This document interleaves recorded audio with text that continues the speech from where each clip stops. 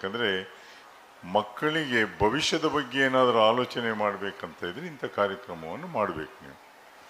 ಅವರಲ್ಲಿ ಯಾವ ಪ್ರತಿಭೆ ಅಂತ ಇದೆ ಅಂತ ಗುರುತಿಸಿ ಹೊರಹೊಮ್ಮಿಸ್ಲಿಕ್ಕೆ ಸಾಧ್ಯ ಆಗ್ತದೆ. ಕೇವಲ ಕೆಲವುದರ ಬಗ್ಗೆ ಈಗ ಚರ್ಚೆಯನ್ನು ಮಾಡಿದರೆ ನನ್ನ ಮೇಲೆ ದೊಡ್ಡ ಅಪವಾದ ಬಂದಿತ್ತು. ಆದರೆ ಒಂದು ಮಾತನ್ನು ಹೇಳ್ತೀನಿ, ನಿಮ್ಮ ಭಕ್ತಿ ಭಜನೆ ಖಂಡಿತವಾಗಿ ನಿಮ್ಮ ಮನೆಯಲ್ಲಿ ನಿಮ್ಮ ದೇವಸ್ಥಾನದಲ್ಲಿ ಮಾಡೋದ್ರೊಟ್ಟಿಗೆ ನಿಮ್ಮ ಮಕ್ಕಳ ಭವಿಷ್ಯದ ಬಗ್ಗೆ ಆಲೋಚನೆ ಮಾಡಬೇಕಾದ್ರೆ ಈ ಸೆಲೆಬ್ರಿಟೀಸ್ ಬಂದಿದ್ದಾರಲ್ಲ ಅವರನ್ನು ನೋಡಿ ಮಕ್ಕಳಿಗೆ ಯಾವುದರಲ್ಲಿ ಆಸಕ್ತಿ ಇದೆ ಅಂತ ನೋಡಿ. ಇವತ್ತೀಗ ಇಷ್ಟೊಂದು ಜನರಿಗೆ ಬೇರೆ ಬೇರೆ ವಿವಿಧ ಕಾರ್ಯಕ್ರಮಗಳನ್ನು ಇಟ್ಟಿದ್ದಾರೆ. ಅದನ್ನು ಗುರುತಿಸ್ಲಿಕ್ಕೆ ತಂದೆ ತಾಯಂದರಿಗೆ ಒಂದು ಅವಕಾಶವನ್ನು ಮಾಡಿಕೊಟ್ಟಿದ್ದಾರೆ. ಇಲ್ಲದಿದ್ದರೆ ನೇರವಾಗಿ ಶಾಲೆಗೆ ಹೋಗೋದು, ಮನೆಗೆ ಬರೋದು, ಭಜನೆ ಮಾಡೋದು, ಭಕ್ತಿ ಮಾಡೋದು, ಮನೆಯಲ್ಲಿ ಕೂತ್ಕೊಳ್ಳೋದಲ್ಲ. ಪ್ರತಿಯೊಂದು ಮಗುವಿನಲ್ಲಿ ಅವ್ಯಕ್ತವಾಗಿ ಗೊಂಡಂಥ ಪ್ರತಿಭೆಯನ್ನು ಗುರುತಿಸುವಂಥ ಕೆಲಸವನ್ನು ಶಾಲೆಯಲ್ಲಿ ಒಂದು ಶಿಕ್ಷಕರು ಮಾಡ್ತಾರೆ. ಅದರೊಟ್ಟಿಗೆ ಮನೆಯಲ್ಲಿ ಸಹ ಇದನ್ನು ನೋಡಿ ಮನೆಯಲ್ಲಿ ಸಹ ನೀವು ಉತ್ತೇಜನವನ್ನು ಕೊಡುವಂಥ ಕೆಲಸ ಮಾಡಬೇಕಾಗಿ ಕೇವಲ ಅವರಿಗೆ ಓದಿದೆಯಾ ಬರ್ದಿಯಾ ಅಲ್ಲ, ಕ್ರೀಡೆ ಕಲೆ ಎರಡೂ ಸಹ ಇವತ್ತಿನ ದಿವಸದಲ್ಲಿ ಶಿಕ್ಷಣದ ಒಂದು ಭಾಗ.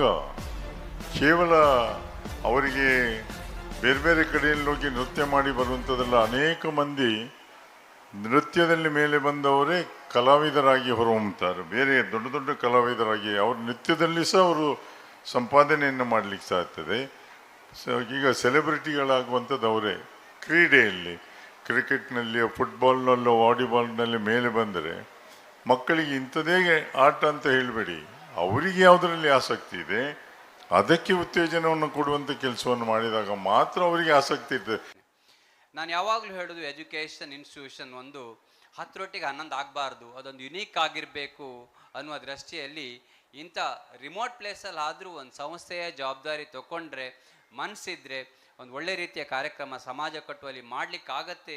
ಆ ರೀತಿ ಮಾಡಬೇಕು ಅನ್ನುವ ಒಂದು ನಿಟ್ಟಿನಲ್ಲಿ ಇಂಥ ಪ್ರಯತ್ನಗಳನ್ನು ಮಾಡ್ತಾ ಇರ್ತೇವೆ. ನಮ್ಮ ಸಂಸ್ಥೆ ಎಲ್ಲ ಎಂಪ್ಲಾಯೀಸಿಗೆ, ಶಿಕ್ಷಕರಿಗೂ ಯಾವಾಗಲೂ ನಾವು ಹೇಳ್ತಾ ಇರ್ತೇವೆ, ಸಮಾಜದಲ್ಲಿ ನಾವು ನಮ್ಮನ್ನು ನೋಡಿ ಗುರುತಿಸುವ ಹಾಗೆ ನಾವು ಕೆಲಸಗಳು ಮಾಡಬೇಕು.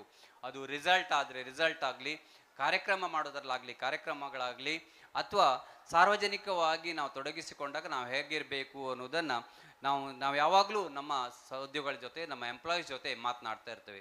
ರಿಸಲ್ಟ್ ಅಂತ ಹೇಳುವಾಗ ರಿಸಲ್ಟ್ ಹೇಳಿದರು ಆನಂದ್ ಸರ್, PUC ಆಗಲಿ ಹೈಸ್ಕೂಲ್ ಆಗಲಿ ಎರಡೂ ವಿದ್ಯಾಸಂಸ್ಥೆಯ ರಿಸಲ್ಟ್ ನನ್ನ ಪಕ್ಕದಲ್ಲೇ ಇದ್ದಂತ ಮತ್ತೆ ತುಂಬ ನಾವೆಲ್ಲ ಲ್ಯಾಟ್ರಲ್ ಎಂಟ್ರಿ ಮಾಡಿಕೊಂಡು ನಮ್ಮ ಸಂಸ್ಥೆ ಸ್ಟಾರ್ಟ್ ಆಗಿ 2 ವರ್ಷ ಆದವು. ಎಲ್ಲ ವಿದ್ಯಾರ್ಥಿಗಳು ಬೇರೆ ಸಂಸ್ಥೆಯಿಂದ ಬಂದಂಥ ವಿದ್ಯಾರ್ಥಿಗಳು, ಕೆಲವರು ಅಷ್ಟಕ್ಕಷ್ಟ ಇದ್ದಂಥ ವಿದ್ಯಾರ್ಥಿಗಳು ಅವ್ರ ಹಿಂದೆ ಶ್ರಮಪಟ್ಟು 100% ರಿಸಲ್ಟ್ ಬರುವುದು. ಅದ್ರ ಜೊತೆಗೆ ರ್ಯಾಂಕ್ ಸಹ ಬರುವಂಥದ್ದು ಸುಲಭದ ಕಡಿಮೆ ಮಾತಲ್ಲ.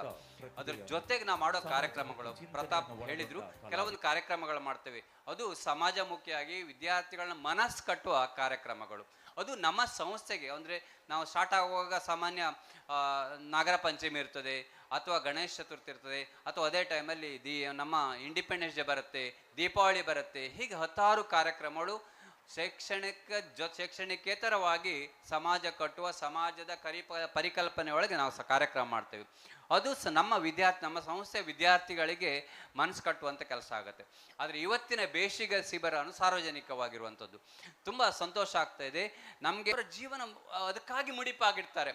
ಬಟ್ ಅಂಥ ವ್ಯಕ್ತಿಗಳನ್ನು ನಾವು, ನಿಮ್ಮಂಥ ಬೆಳೆದ ವ್ಯಕ್ತಿಗಳನ್ನು ಮುಂದೆ ಸಮಾಜ ಕಟ್ಟುವಾಗ ನೀವು ಅವರನ್ನು ಬೆಳೆಸಬೇಕು, ಕಲೆಯನ್ನು ಪ್ರೋತ್ಸಾಹ ಮಾಡಬೇಕು, ಕಲೆಯನ್ನು ಬೆಳೆಸಬೇಕು, ಕಲೆ ಗೌರವ ಕೊಡಬೇಕು. ಕಲಾವಿದರು ಆಗದಿದ್ರೂ ತೊಂದರೆ ಇಲ್ಲ, ಕಲೆಯನ್ನು ಆಸ್ವಾದನೆ ಮಾಡುವಂಥ ವ್ಯಕ್ತಿಗಳಾಗಬೇಕು, ಕಲಾ ಆಸ್ವಾದಕರಾಗಬೇಕು. ಸಮಾಜವನ್ನು ಕಟ್ಟಲಿಕ್ಕೆ ಭಾರತೀಯ ಸಂಸ್ಕೃತಿ, ಭಾರತೀಯ ಕಲೆ ಬೇಕಾಗತ್ತೆ. ಇದನ್ನ ಮಾಡುವ ಸಣ್ಣ ಪ್ರಯತ್ನ ನಮ್ಮ ಸಂಸ್ಥೆ ಮಾಡ್ತಾ ಇದೆ. ತಾವೆಲ್ಲಿದ್ರು ಸಮಾಜದಲ್ಲಿ ವಿದ್ಯೆ ಅನ್ನೋದು ಎಷ್ಟು ಮುಖ್ಯ, ನಮ್ಮನ್ನು ನಾವು ಕಟ್ಕೊಳ್ಳೋಕ್ಕೆ, ನಮ್ಮ ಬದುಕನ್ನು ಕಟ್ಕೊಳ್ಳೋದಕ್ಕೆ ವಿದ್ಯೆ ಎಷ್ಟು ಮುಖ್ಯ ಅನ್ನೋದು ಇವತ್ತಿನ ಸಮಾಜದಲ್ಲಿ ಎಲ್ಲರಿಗೂ ಗೊತ್ತಿರೋ ವಿಚಾರ. ಇಲ್ಲಿರುವಂಥ ಗಣ್ಯರು ಕೂಡ ಅದನ್ನೇ ಹೇಳಿದ್ರು. ಆದರೆ ಒಂದು ವಿಚಾರ ಮಾತ್ರ ನಾವೆಲ್ಲರೂ ತುಂಬ ಸೂಕ್ಷ್ಮವಾಗಿ ಯೋಚನೆ ಮಾಡಬೇಕಾಗಿರೋದು, ತಂದೆ ತಾಯಿಯಂದರು, ಪೋಷಕರಾಗಿರೋರು ನಾವೆಲ್ಲ, ವಿದ್ಯೆ ಒಂದೇ ಕೊನೆ ಅಲ್ಲ. ಇವತ್ತು ಈ ಸಮ್ಮರ್ ಕ್ಯಾಂಪಲ್ಲಿ ಹಲವಾರು ಸಾಂಸ್ಕೃತಿಕ ಚಟುವಟಿಕೆಗಳು ಹಾಗೂ ಅದರ ಬಗ್ಗೆ ಒಂದು ಬೆಳಕು ಚೆಲ್ಲುವಂಥ ಕೆಲಸವನ್ನು ಇಲ್ಲಿ ಮಾಡ್ತಾ ಇದ್ದಾರೆ. ನನ್ನ ಕ್ಷೇತ್ರದ ಒಬ್ಬ ಮೇರು ವ್ಯಕ್ತಿಯ ಒಂದು ಉದಾಹರಣೆ ನಿಮಗೆ ಕೊಡಬೇಕು ಅಂತಂದರೆ, ಡಾಕ್ಟರ್ ರಾಜ್ಕುಮಾರ್ ಅಪ್ಪಾಜಿಯವರು ಓದಿದ್ದು 4ನೇ ಕ್ಲಾಸ್. ಆದರೆ ಡಾಕ್ಟರ್ ರಾಜ್ಕುಮಾರ್ ಅವ್ರನ್ನ ಇವತ್ತು ಕೇವಲ ಒಬ್ಬ ಕಲಾವಿದ ಅಂತ ಮಾತ್ರ ಕರೆಯದೆ ಈ ಕರ್ನಾಟಕದ ಒಬ್ಬ ಸಾಂಸ್ಕೃತಿಕ ವ್ಯಕ್ತಿಯಾಗಿ ಅವರು ಬೆಳೆದು ನಿಂತದ್ದಿದೆಯಲ್ಲ, ಅದು ಅವ್ರಿಗೆ ಸಿಕ್ಕಂಥ ಒಂದು ಸಂಸ್ಕಾರದಿಂದ ಅಂತ, ಅವ್ರಿಗೆ ಸಿಕ್ಕಂಥ ಒಂದು ಎಕ್ಸ್ಪೀರಿಯನ್ಸಿಂದ ಅವರು ಅಷ್ಟು ಮೇರು ವ್ಯಕ್ತಿಯಾಗಿ ಬೆಳೆಯೋದಕ್ಕೆ ಸಾಧ್ಯವಾಯಿತು. ಅಂದರೆ ಈ ಸಮ್ಮರ್ ಕ್ಯಾಂಪಿನ ಉದ್ದೇಶ ಕೂಡ ಅದೇ ಆಗಿದೆ. ನಿಮ್ಮೆಲ್ರಿಗೂ ಗೊತ್ತು, ಇವತ್ತಿನ ಒಂದು ಕಾಂಪಿಟೇಟಿವ್ ಫೀಲ್ಡಲ್ಲಿ ಮಕ್ಕಳು ಒಳ್ಳೆ ಮಾರ್ಕ್ಸ್ನ ತೆಗಿಲೇಬೇಕು, ಇಲ್ಲಾಂದರೆ ಅವರು ಒಳ್ಳೆ ಮಕ್ಕಳು ಅಲ್ವೇ ಅಲ್ಲ ಅನ್ನೋದನ್ನು ನಾವೆಲ್ಲರೂ ಡಿಸೈಡ್ ಮಾಡಿಬಿಟ್ಟಿದ್ದೀವಿ. ಅದು ಎಷ್ಟರ ಮಟ್ಟಕ್ಕೆ ಸರಿ ಅಂತ ನಾವು ನೀವು ಯೋಚನೆ ಮಾಡೋಣ. ಮಕ್ಕಳು ವಿದ್ಯೆಯನ್ನು ಗೆಲ್ಲಬೇಕೇ ಹೊರತು ಮಾರ್ಕ್ಸ್ಗಳನ್ನು ಅಲ್ಲ, ನಂಬರ್ಗಳನ್ನು ಅಲ್ಲ. ಈ ಸಮ್ಮರ್ ಕ್ಯಾಂಪ್ ಆ ಥರದ ಒಂದು ಬದುಕಿನ ಎಕ್ಸ್ಪೀರಿಯನ್ಸನ್ನು ಕಟ್ಟಿಕೊಡುವಂಥ ಒಂದು ಸಮ್ಮರ್ ಕ್ಯಾಂಪ್ ಆಗಿದೆ ಅನ್ನುವಂಥದ್ದು ನನ್ನ ಕಲ್ಪನೆ. ಈಗಾಗಲೇ ಅಂಥ ಸಾರ್ಥಕವಾದಂಥ ಕೆಲಸವನ್ನು ಮಾಡ್ತಾ ಇದ್ದೀರಿ ರಮೇಶ್ ಸರ್. ರಮೇಶ್ ಶೆಟ್ಟಿಯವರ ಕನಸು ಇಷ್ಟಕ್ಕೆ ನಿಂತಿಲ್ಲ ಅಂತ.